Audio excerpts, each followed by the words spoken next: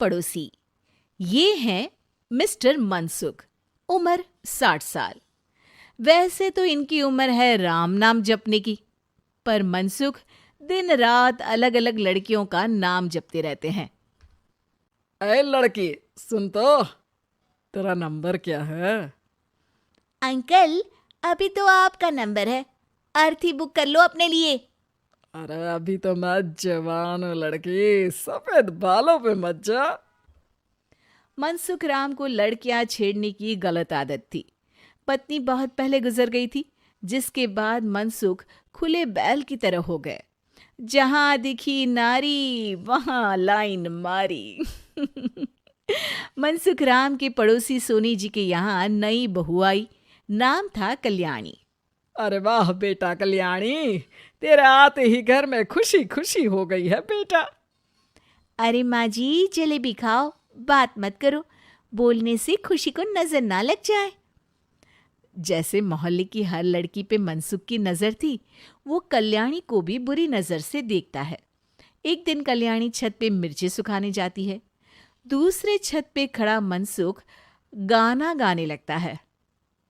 उफ उफ मिर्ची, हाय हाय मिर्ची, देखे तो तुझे लग जाए मिर्ची। कल्याणी को लगता है कि यूं ही गा रहे हैं, शौकिया तौर पर ये तो होता ही रहता है। एक दिन कल्याणी आंगन में पौधों को पानी दे रही होती है।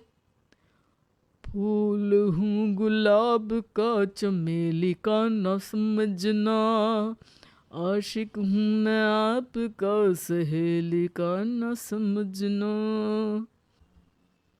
कल्याणी को ये बात बहुत अजीब लगती है, क्योंकि शायरी बोलते वक्त मनसुख उसी की तरफ देख रहा था।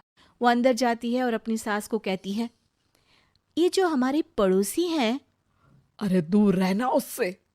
हाँ, दूर ही रहूंगी, पर ये थोड़े अजीब नहीं है? अरे अजीब, आवारा, ठरकी, पता नहीं क्या क्या आदमी है वो। हर लड़की पर नजर डालता है वो। उसकी उम्र की वजह से कोई उसे कहता नहीं। बाकी उसे आसपास रखना भी नहीं चाहिए। अरे पर ऐसे थोड़ी ना चलेगा, FIR करवा देनी चाहिए।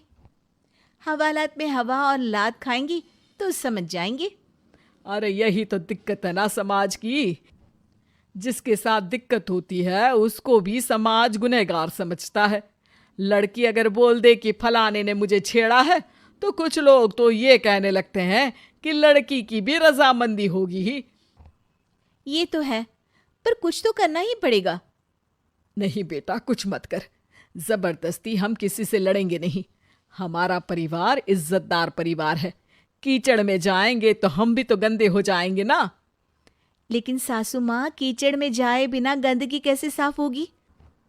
अरे बेटा, मैं तो यही कहूंगी कि तू नई बहू है, अपना रुतबा बना बाकी औरतों में। अपनी समझदारी से, अपने काम से इन चक्करों में मत पड़ बेटा। बहू सास की बात ना चाहते हुए भी मान लेती है। और कई ऐसे मौके आते हैं जब मनसुख बहू पर उल्टे कमेंट्स करता है। जैसे एक दिन जब बहू छत पर सफाई कर रही होती है तो मनसुख छत पे आकर गाना गाने लगता है। तेरा ध्यान किधर है, तेरा हीरो इधर है, तेरा हीरो इधर है। मेरा ध्यान तो आपकी हरकतों पे ही है, थोड़ा आप भी ध्यान दो कि क्या कर रहे हो आप। अरे बहुत तीखी हो और मुझे मिर्ची पसंद भी है। अरे वाह। बुढ़ाओ कहीं के। बहू वापस अपने कमरे में नीचे चली जाती है। वो किसी को बताती नहीं है कि आज मनसुख ने उसे क्या कहा, ताकि घर में टेंशन ना हो। एक दिन बहू घर के बाहर रोड पर ठेले वाले से सब्जी खरीदने जाती है। भैया, प्याज के भाव कम करो ना, बिना प्याज काटे ही रुला दोगे वरना। तभी बहू की नजर मनसुख पर पड़ती है, जो वहां से गुजर रही एक लड़की को देखकर कहता है, शीशी भरी गुलाब की, पत्थर पे फोड़ दूं, तेरे लिए तो जाने मन जीना भी छोड़ दूं। लड़की सहम जाती है। उसकी उम्र शायद 18-19 साल की रही होगी। बहू ने जब ये देखा कि मनसुख ने इतनी छोटी उम्र की लड़की को तंग किया है, तो वो घर में जाके अपने पति से कहती है, तुम्हारा पड़ोसी मनसुख, अरे बहुत नीच आदमी है। अरे कुछ करते क्यों नहीं उसका?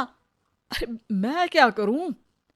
पड़ोस में गंदगी है, हटानी तो पड़ेगी ना। मेरा साथ दोगे? दूंगा, लेकिन करना क्या है? हम फंसेंगे तो नहीं ना? डरो मत, अच्छे काम करने से डरना नहीं चाहिए। उस दिन कल्याणी अच्छे से तैयार होती है और मनसुख के घर जाती है। अरे वाह, आज तो घर में चांद उतर आया है। आपकी शायरी, आपके गाने मुझे यहाँ खींच लाए। शाम को मेरे पति और सास घर पर नहीं रहेंगे, आप मेरे घर आ सकते हैं चाय पीने। अरे जरूर जरूर, मुझे पता था तुम समझदार हो, पर इतनी जल्द मुझे पसंद करने लगोगी ये नहीं सोचा था।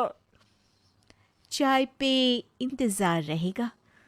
मनसुख शाम को कल्याणी के घर चला जाता है। आप बेडरूम में बैठिए, वहां चाय पियेंगे।